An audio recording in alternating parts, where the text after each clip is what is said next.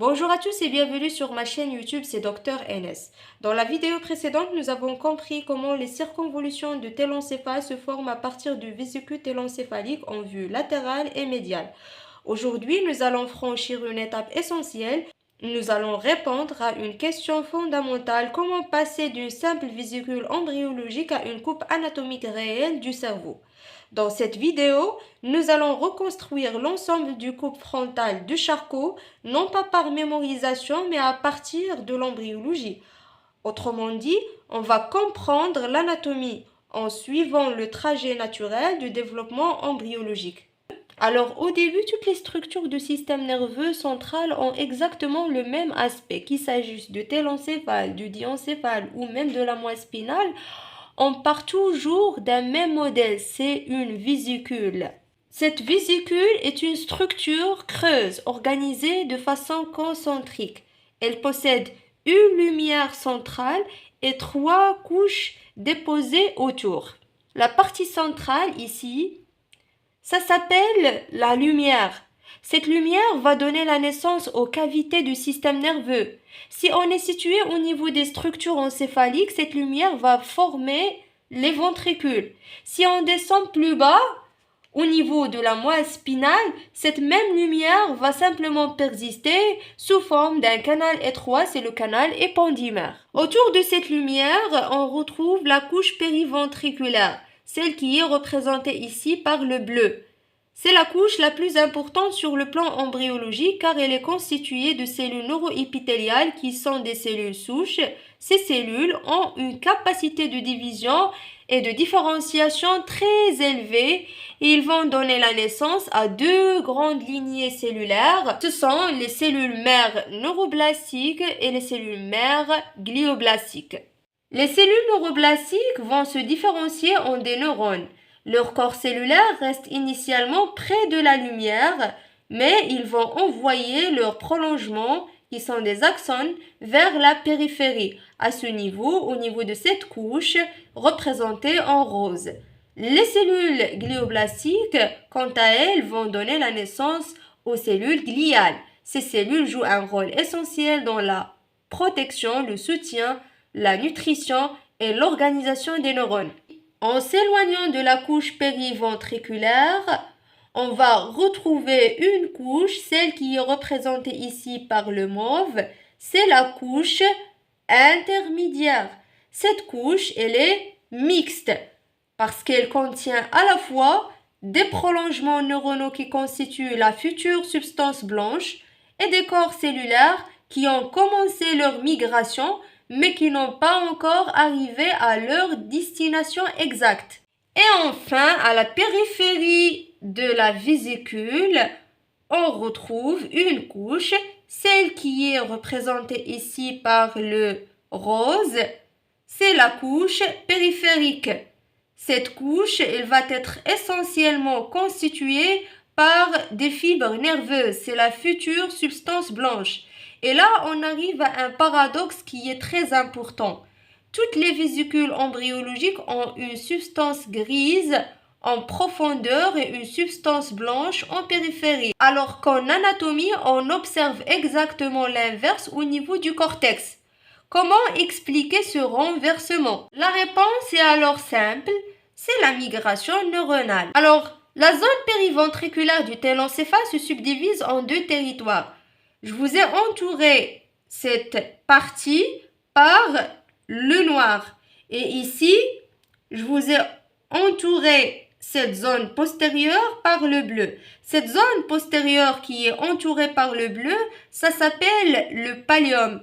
Alors que cette zone qui est antérieure, ça s'appelle le subpallium. Le pallium est à l'origine du cortex cérébral. Il contient des neurones principalement pyramidaux destinés à migrer vers la périphérie, comme vous voyez là-bas. Vous voyez, ici, il y en a des cellules qui ont déjà migré de pallium, de la zone postérieure, vers la partie postérieure périphérique pour former le cortex. Et donc, le pallium, c'est lui seul qui va former le cortex. Et le subpallium, c'est quoi son rôle? Le subpallium, quant à lui, va donner la naissance aux noyaux gris centraux. Donc, il ne va pas donner les cellules pyramidales destinées pour la formation du cortex et par conséquent, on va retrouver du vide là-bas. Et donc, le subpallium, il va former un ganglion, un regroupement de cellules qui vont rester juste au niveau de la zone intermédiaire. Ils n'ont pas la capacité de migrer jusqu'à la périphérie. Alors, vous allez constater là-bas un ensemble des cellules qui sont représentées en rose. Ce sont des cellules gliales qui ont une capacité de migration qui est très élevée. Et donc, ils vont migrer de la zone périventriculaire jusqu'à la couche périphérique. Une fois qu'ils vont arriver au niveau de la couche périphérique, ils vont envoyer un ensemble d'irradiations ou des fibres. Cet ensemble des fibres, ils vont jouer un rôle d'un ascenseur ou bien d'une corde qui va faire attirer les cellules de la couche du pallium vers la périphérie au niveau de la couche périphérique pour former le cortex. Donc, ces cellules neuronales, ils vont grimper ces fibres. Voilà. Maintenant, comment s'organisent ces cellules au niveau du cortex? Bien sûr, une fois qu'ils vont migrer, ils ne vont pas s'organiser de façon aléatoire, mais ils vont s'organiser selon une logique. Alors, je vous ai représenté là-bas un ensemble de cellules qui sont en mauve. Ce sont des cellules jeunes, nouvellement formées. C'est pour cela qu'on va les retrouver proches par rapport à la couche neuroépithéliale. Les cellules qui ont été déjà formées, bien sûr, logiquement, ils vont être poussées par les cellules jeunes nouvellement formées vers la périphérie. Cet ensemble des cellules que vous avez voir ici représentées en bleu, ce sont les cellules les plus anciennes. Alors, vous allez constater ici une inversion de couche au niveau périphérique en comparaison par rapport à la couche paraventriculaire. Pourquoi? Parce que les neurones les plus anciens migrent peu et restent en profondeur, alors que les neurones les plus jeunes ont une capacité de migration plus élevée et atteignent les couches superficielles. C'est pour cela que le cortex se construit de l'intérieur vers l'extérieur. Alors, pour mieux comprendre ce mécanisme de migration, je vais vous donner un exemple simple. Imaginons deux personnes, une personne âgée et une personne jeune. On leur demande de courir vers la ligne d'arrivée. La personne jeune a plus d'énergie, plus de capacité physique. Elle va courir toute la distance et atteindre la ligne finale. Et la personne âgée, en revanche, va commencer à courir, mais il va se fatiguer rapidement et s'arrêter à mi-chemin. Au niveau embryologique, il se passe exactement la même chose. Les neurones qui naissent tôt sont comme la personne âgée, ils migrent peu et restent dans les couches profondes du cortex. Les neurones qui naissent plus tard, comme la personne jeune, celle ici représentée en mauve, ils ont une capacité de migration plus élevée et atteignent les couches superficielles. Voilà. L'âge des neurones détermine sa position finale dans le cortex. Puisqu'on est âgé, on va se localiser à la profondeur du cortex. Puisqu'on est jeune, on va se localiser à la superficie du cortex. Alors, comme vous allez constater là-bas, les cellules, ils vont migrer, ils vont s'arrêter dans cette zone postérieure. Et on ne va pas retrouver de cortex au niveau de la zone antérieure. Alors qu'en réalité, c'est le contraire. On va retrouver l'ensemble de cortex qui occupe toutes les zones antérieures, postérieures, latérales, etc. Comment on va obtenir ça? On aura un deuxième type de migration. C'est de la migration tangentielle. Cette migration tangentielle ne va pas suivre le rayon de la vésicule comme la migration radiale, mais il va suivre la surface de la vésicule. Donc, Grâce au mécanisme de la migration tangentielle, les cellules glioblastiques qui ont déjà migré vers la périphérie, ils vont se communiquer entre eux par un ensemble des fibres. Ces fibres, ils vont décrire une trajectoire qui est tangentielle. Cette trajectoire tangentielle va former un ensemble des rails sur lesquels les cellules, ils vont subir de la migration de la région postérieure vers la région antérieure. Et par la suite, on aura la totalité de la couche périphérique va être occupée par l'intermédiaire de cellules corticales ou cellules pyramidales. Je vais compléter ici le schéma. Et voilà, on va obtenir vers la fin ce schéma-là. Alors, qu'en est-il au subpallium? On a su maintenant le rôle de pallium. On a dit que le pallium il va participer dans la formation du cortex. Et comment chaque cellule va migrer pour former l'ensemble du cortex. Alors, pour le subpallium, les cellules qui vont être issues de cette région ont un potentiel de migration plus limité. Et donc, ils vont s'arrêter au niveau de la zone intermédiaire.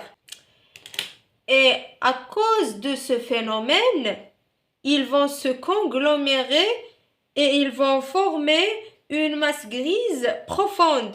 C'est le ganglion télencéphalique primitif, ce que vous voyez là-bas. Alors, comme je vous ai dit, le pallium, il a un potentiel prolifératif qui est très élevé. Donc, il va dominer sur les autres structures qui sont localisées à l'intérieur. Parce que ces cellules-là, ils ne vont pas former seulement une simple couche qui est lisse. Il y en a des circonvolutions, il y en a de l'épaississement du cortex. Donc cela va appliquer une sorte de force pondérale sur l'ensemble des structures localisées à l'intérieur.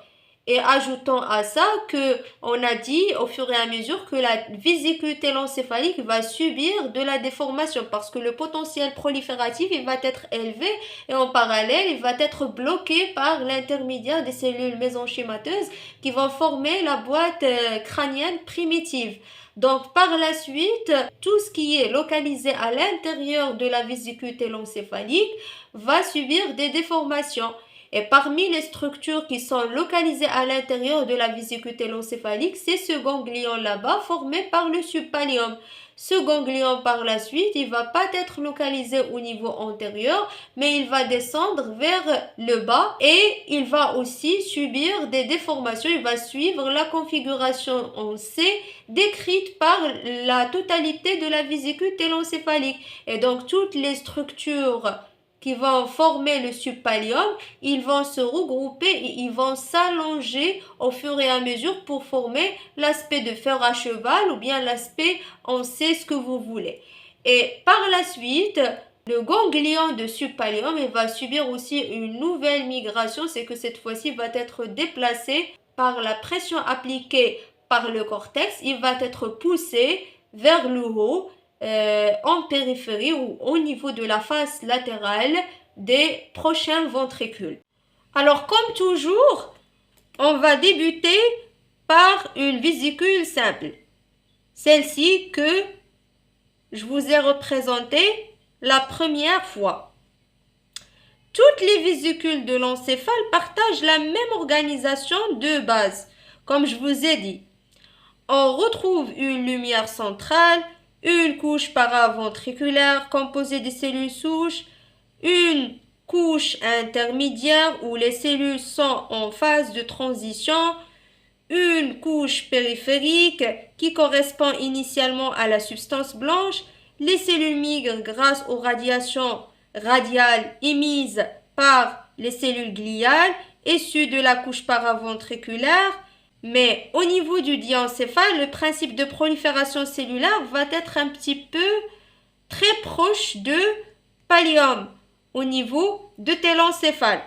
Pourquoi? Parce que les cellules ne vont pas migrer jusqu'à la périphérie, mais ils vont s'arrêter principalement au niveau de la couche intermédiaire. Et donc, progressivement, la couche paraventriculaire et la couche intermédiaire vont fusionner au point qu'on ne peut plus vraiment les distinguer. Cette couche fusionnée que vous voyez là-bas en bleu devient très épaisse, alors que la couche périphérique, ici en rose, reste peu développée.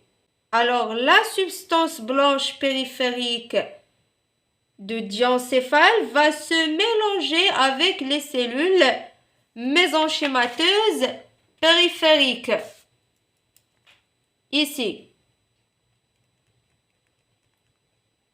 Et il va permettre l'accolement de diencéphale avec les deux vésicules télencéphaliques. À ce stade, les deux structures commencent à fonctionner comme une seule unité anatomique. Donc, le diencéphale se retrouve coincé entre les deux hémisphères télencéphaliques, qui est un espace très limité.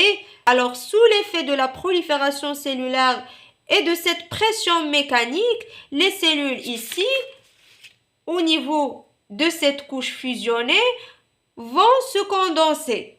Et donc, par conséquence, la lumière ventriculaire est progressivement refoulée vers le haut, tandis que la surface supérieure à ce niveau, il va être aminci. Cette surface est alors colonisée par des cellules mésenchémateuses qui vont venir à ce niveau et ils vont former une structure mixte qu'on appelle la pimère. C'est une structure méningée qui forme la couche profonde et cette couche profonde, il s'accole au reste du système nerveux ou de tissu nerveux. À ce stade, la configuration de diencéphale va changer. Il va prendre un aspect qui est très caractéristique, on va le voir là-bas, qui ressemble un petit peu à un aspect de Mickey Mouse. Donc ici, ces deux oreilles, ils vont correspondre à deux masses de substances grises, c'est les fétures thalamus. Et en bas, on va retrouver un aspect qui est en U. Donc cette structure en U va s'allonger, il va s'écarter au fur et à mesure et former progressivement des structures triangulaires qu'on va les constater là-bas. Ces structures donneront la naissance à l'hypothalamus, hypo parce qu'il est localisé en dessous et médialement par rapport au thalamus, subthalamus, sub parce qu'il est localisé en bas et latéralement par rapport au thalamus. Elle persiste toujours, comme vous constatez là-bas, et ici, cette couche qui est en rose, c'est de la substance blanche périphérique qui assure la connexion, comme je vous ai dit, entre le diencéphale et le télencéphale. Maintenant, si on représente le télencéphale et le diencéphale ensemble, on peut mieux comprendre leur organisation. Alors, en périphérie, ce que vous voyez là-bas, c'est le télencéphale. Et ici au centre, c'est le diencéphale. Alors, en périphérie de cette structure télencéphalique, on va observer de la substance grise corticale issue de la migration périphérique des neurones. En profondeur, on va retrouver cet espace hachuré en rose, c'est de la substance blanche qui correspond à l'ancienne couche périphérique. Entre la couche périphérique et la couche paraventriculaire, on va retrouver une zone intermédiaire.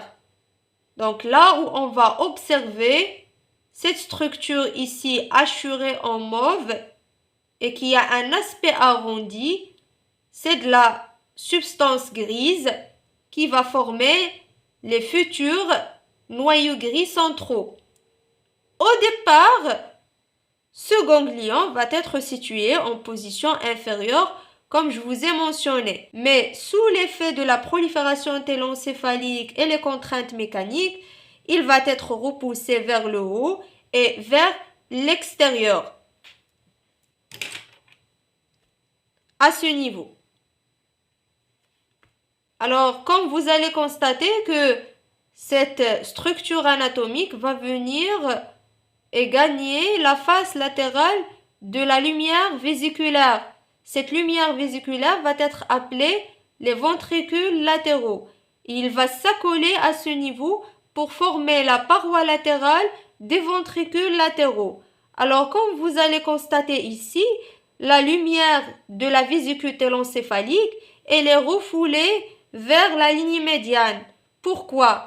Car les cellules du pallium n'ont pas encore retrouvé leur place et donc ils vont se retrouver serrés et par conséquent, ils vont appliquer une sorte de pression sur la lumière pour qu'elle sera refoulée vers la périphérie et comme ça, ils vont gagner un peu d'espace pour être soulagés. Voilà l'évolution de ce schéma. Vous allez constater ici le début de développement des circonvolutions. On a déjà détaillé comment ça se forme ces diverses circonvolutions. Juste, je voulais ajouter un point, c'est que cette structure là-bas va correspondre à une invagination d'une partie du cortex vers l'intérieur pour former l'insula. Pourquoi cette insula va subir de l'invagination vers l'intérieur?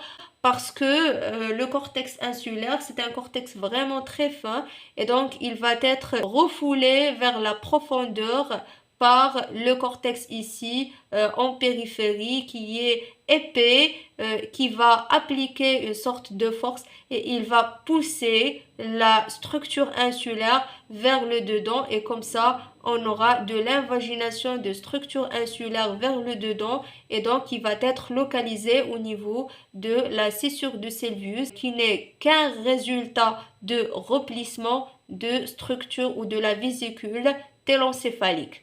Je ne vais pas revenir aux détails concernant le développement des circonvolutions parce qu'on a déjà abordé ça dans la vidéo précédente.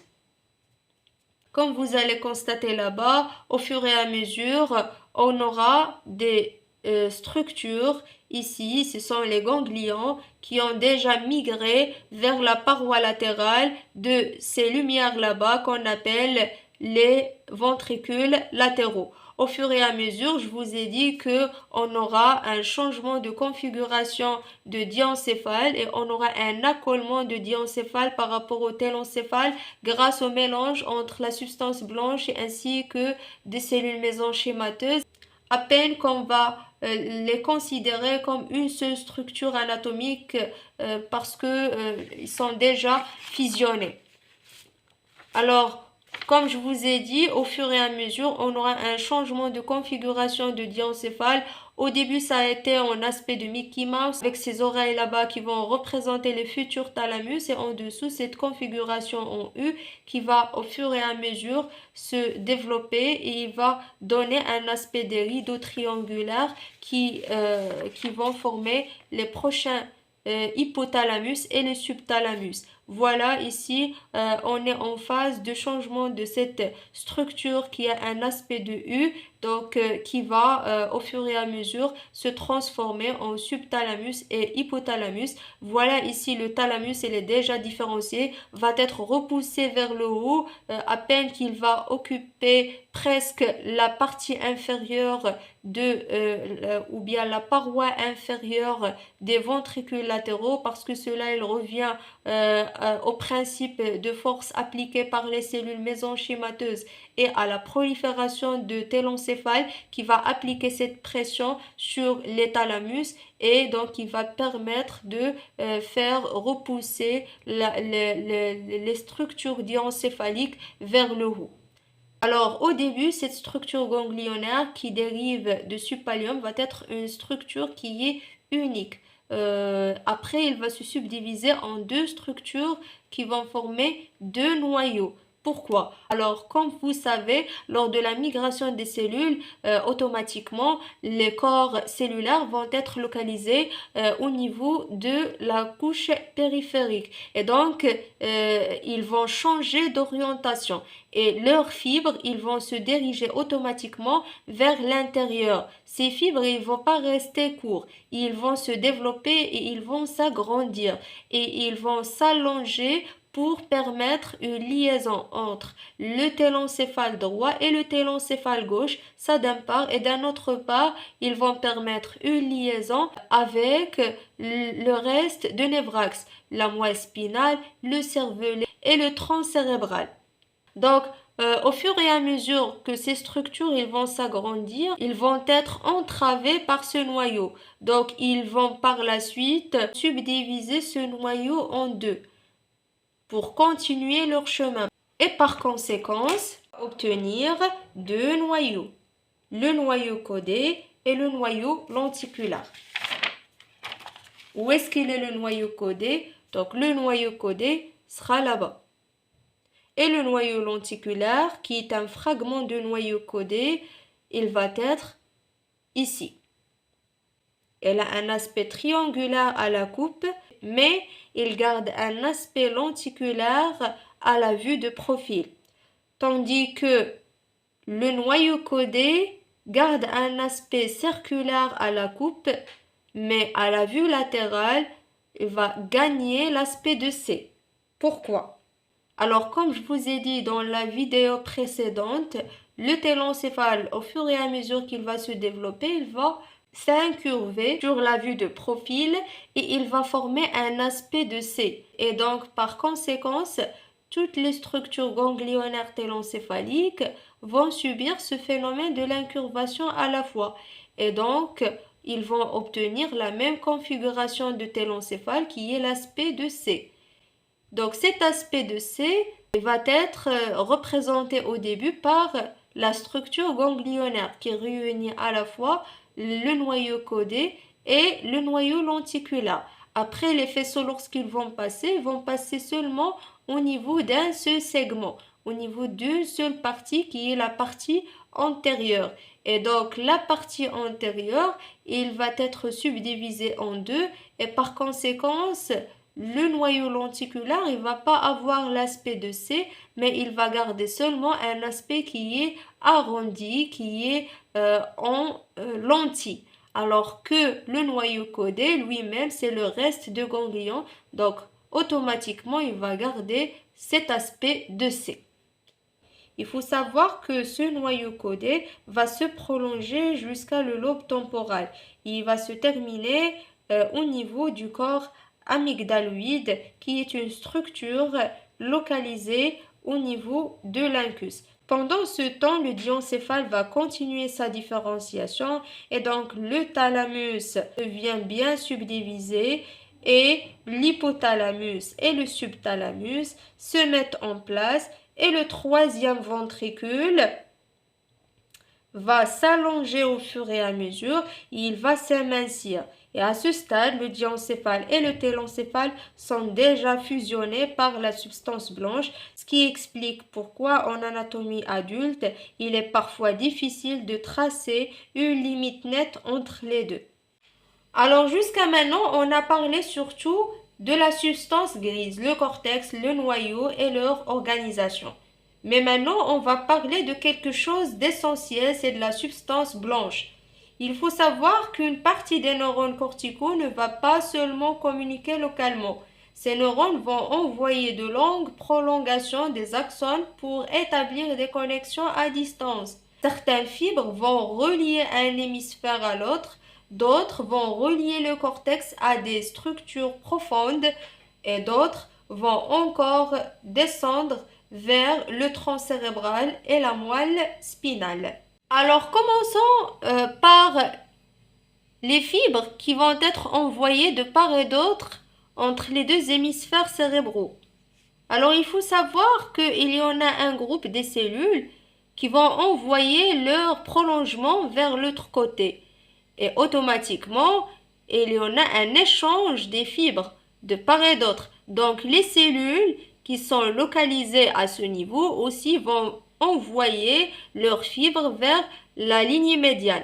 Et ces deux fibres, ils vont se réunir et ils vont constituer un corps qui est épais. Donc ce corps, il va décrire un aspect de rideau en coupe frontale et qui va garder une concavité supérieure. Alors que sur la vue latérale, puisque c'est une structure télencéphalique, automatiquement on va suivre la loi imposée par le télencéphale.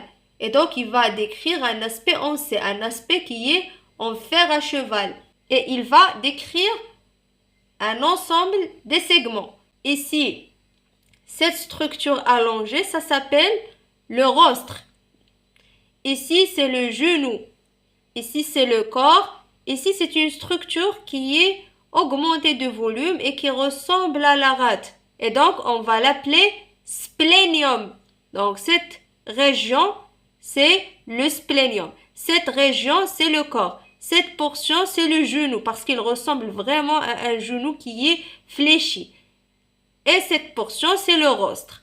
Alors, c'est quoi ce corps qui est formé et qui a un aspect de fer à cheval? Ce corps, ça s'appelle le corps calleux. Donc, on aura deux corps calleux de part et d'autre qui vont être réunis. Et cela, elle est dû à la prolongation des neurones de part et d'autre qui vont se connecter. Et donc, la prolongation des neurones de ce côté et la prolongation des neurones de ce côté va former un corps calleux de ce côté et un corps calleux de ce côté. Ces corps calleux, ils vont se réunir, ils vont apparaître comme une seule structure à la vue frontale, alors que non, ce sont deux structures reliées. Maintenant, on va parler d'une autre structure. Ça s'appelle le fornix ou bien le trigone. Le fornix est également une structure télencéphalique, mais son mode de formation est différent du corps calleux. Le fornix se développe à partir d'un cortex bien précis, c'est le cortex hippocampique, à ce niveau là-bas, issu de gyrus singulaire. Ce cortex possède une exception importante concernant l'orientation de ces neurones. Pourquoi? Parce que habituellement les neurones corticaux, comme vous savez, ils envoient leurs fibres vers la périphérie ou vers des structures profondes.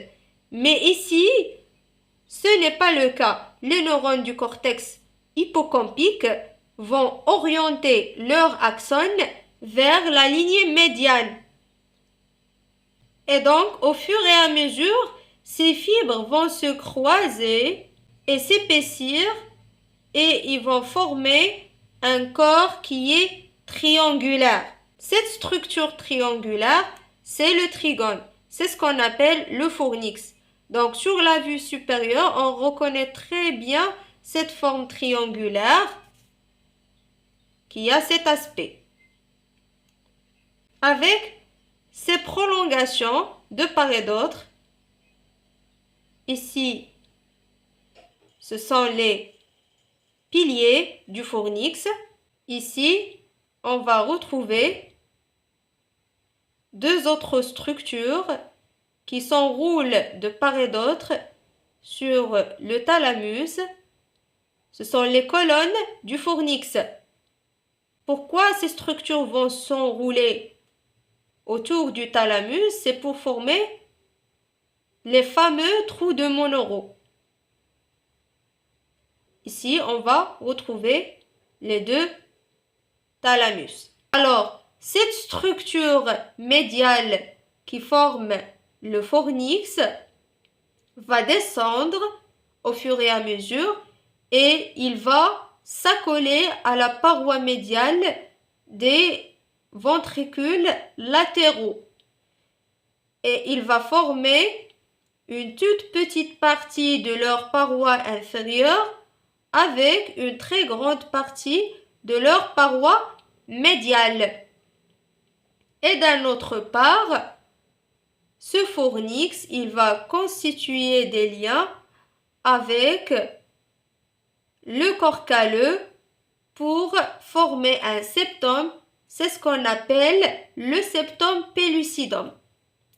Alors, il faut noter que le fornix, puisque c'est une structure qui est télencéphalique, donc il va aussi suivre la loi imposée par le télencéphale. Et il va avoir aussi une configuration en C à la coupe de profil. Comment? Voilà le corps calleux. Et ici, c'est le fornix. À la coupe, ça apparaît comme une bande. Et il va au fur et à mesure se diriger vers le haut, en arrière, jusqu'à qu'il va s'accoler avec le corps calleux. Et il va par la suite envoyer ses prolongations postérieures qui sont les piliers. Ces piliers vont s'orienter en bas, comme ça, en bas, vers le bas et latéralement, pour se terminer par des fimbrias. Et ces fimbrias, ils vont se relier avec le corps amygdaloïde. Et donc, par conséquence, le fornix va avoir la même terminaison que le noyau codé.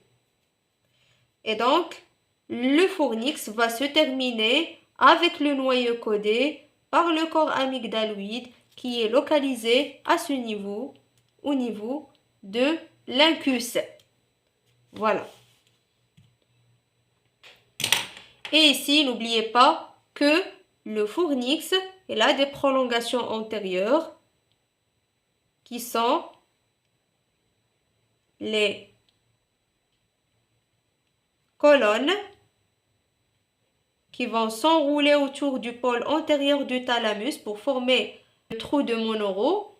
Et par la suite, il va aborder l'hypothalamus. Il va se terminer par les corps mammillaires. N'oubliez pas que le fornix va être relié avec le corps calleux par un septum, c'est le septum pellucidum. Alors, ce qu'il nous reste dans la substance grise, et ce que j'ai oublié de mentionner, c'est que il y en a aussi encore des fibres qui vont traverser, des fibres de la substance blanche qui vont traverser ce noyau lenticulaire et ils vont le subdiviser en 3 portions. Ici, c'est le putamen. Ici, ce sont les 2 globus pallidus. Pourquoi pallidus? Parce qu'ils ont une substance grise qui est plus pâle que le putamen. C'est pour cela qu'ils vont gagner cette nomination. Mais ce qui fait la différence ou la part des choses, c'est leur localisation qui va changer la nomination. Et donc, par la suite, on aura un globus pallidus interne. Ici, c'est le globus pallidus externe. Et vous allez voir une sorte de structure ici qui est fine. Ça s'appelle le claustrum. D'où va venir ce claustrum? Alors, lors de la formation de noyaux lenticulaires, il y en a une partie de la substance blanche qui va venir et il va couper cette toute petite partie de putamen qui est déjà formée. Et il va l'arracher. C'est ce qui va former cette structure fine en dents de scie, c'est le claustrum. Il y en a une autre opinion et il y en a d'autres embryologistes qui disent que le claustrum, son origine va être issue à partir de l'insula. Comment ils vont expliquer ça? Ils vont dire que l'insula, ça a été au début une structure corticale épaisse qui va être entravée ou bien traversée par ces fibres. Et ces fibres, ils vont la subdiviser en 2 et donc on aura un arrachement d'une partie de cette insula qui va former le claustrum. Et vers la fin, on va obtenir ce schéma là-bas, qu'on va le retrouver dans la classe d'anatomie et qui paraît un petit peu complexe. Donc, comme un résumé, ici, vous allez constater une sorte d'une lumière là-bas. Ça, ce sont les ventricules latéraux.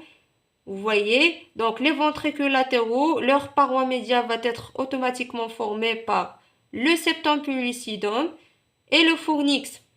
Et leur paroi inférieure va être occupée par une partie de fornix. Et vous trouvez ici une substance qui est colorée par le rose là-bas avec ces structures en vert. Donc ces structures en vert, ce sont des cellules qui sont neuroépithéliales qui ont participé à la formation de cellules hypendymères. Donc vous allez retrouver ici des cellules hypendymères de part et d'autre. Voilà. Et en dessous, des cellules hypendymères, mais cette fois-ci vont former des sortes de masses. Ce sont, ou de plexus, c'est le plexus choroïde. Et en dessous, vous allez trouver ici une substance qui est colorée en rose. Ce sont les cellules mésenchémateuses qui ont migré à l'intérieur entre les deux hémisphères télencéphaliques et qui ont gagné cette zone là-bas et formé une couche de méningée qui est appelée la pille mère. Cette pille mère, comme je vous ai dit, il rentre en communication avec tout le tissu nerveux. Alors cette substance, il va venir là-bas pour s'arrêter au niveau de la paroi supérieure de troisième ventricule. Il va se réunir avec le plexus choroïde qui est la couche fine formée lors de développement embryologique du diencéphale. Ils vont se réunir et ils vont former la toile choroïde de troisième ventricule ou bien le toit de troisième ventricule. Ce toit, bien sûr, va être fixé par un ensemble de substances qu'on appellera les structures épithalamiques. Ces structures épithalamiques vont être formées par des stries qu'on appellera les stries abénulaires. Ces stries abénulaires vont jouer un rôle d'épingle qui permettra de fixer cette surface et de ne pas avoir un glissement de la paroi supérieure de troisième ventricule. Alors, revenons aux ventricules latéraux, nous allons retrouver la paroi latérale qui est occupée par les noyaux codés. Et la partie supérieure va être occupée par les corps calleux. Alors ici, vous allez trouver les structures diencéphaliques. Ce qui est dessiné ici en forme circulaire ou ovoïde, ce sont les deux thalamus, de part et d'autre.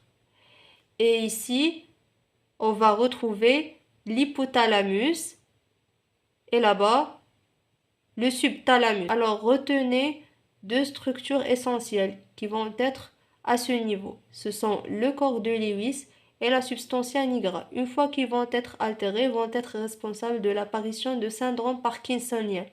Ce que vous allez noter là-bas, c'est les noyaux lenticulaires de part et d'autre. Il y en a un ensemble de faisceaux qui vont traverser la substance grise pour la subdiviser en des fragments. Le noyau codé avec le noyau lenticulaire et le noyau lenticulaire avec le claustrum. Donc, cet ensemble des structures de la substance blanche qui va s'insinuer entre deux noyaux gris centraux, ça s'appelle capsule. Et en fonction de la localisation, on va avoir les nominations suivantes: capsule interne, capsule externe et capsule extrême. Ici, vous allez trouver les divers gyrus. Si on va faire une sorte de comparaison avec la vue latérale, si on va faire par exemple une coupe à ce niveau là-bas,